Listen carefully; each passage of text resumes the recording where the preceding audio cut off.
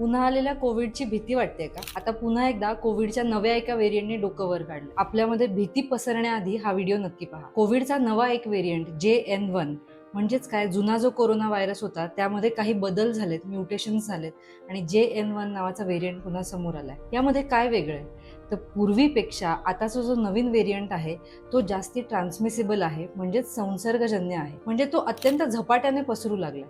पण घाबरण्याचं कारण यासाठी नाहीये की या व्हेरियंटमुळे अजूनपर्यंत तरी कोणतेही गंभीर आजार झालेल्या केसेस जास्ती नाही झाल्यात. माइल्ड स्वरूपाचे आजार, सर्दी, खोकला, ताप, घसा खवखवणं असे सिम्पटम्स दिसून येतात. अजून एक महत्त्वाची वेगळी गोष्ट अशी आढळून येते की जुन्या कोविडमुळे जसं आपल्या वासाचं सेन्सेशन आणि चवीचं सेन्सेशन जात होतं, आताच्या व्हेरियंटमध्ये तसं दिसून येत नाहीये.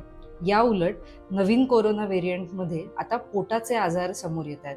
म्हणजे ॲसिडिटी होणे, अपचन होणे, पोटामध्ये गॅसेस होणे अशी लक्षणं या व्हायरल इन्फेक्शनमुळे समोर येतात. मग घाबरायचं आहे का? तर अजिबात नाही.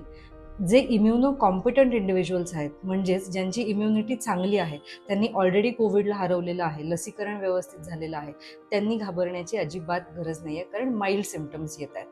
पण जे इम्युनो कॉम्प्रोमाइज्ड आहेत, म्हणजे ज्यांचा ट्रान्सप्लांट झालाय किंवा ज्यांना अनेक क्रॉनिक आजार आहेत, जे वारंवार स्टिरॉइड्स घेत आहेत, त्यांनी मात्र जपून राहायला हवं आणि काळजी घ्यायला हवी. तुम्हाला कोविडबद्दल काय वाटतं हे आम्हाला नक्की कळवा.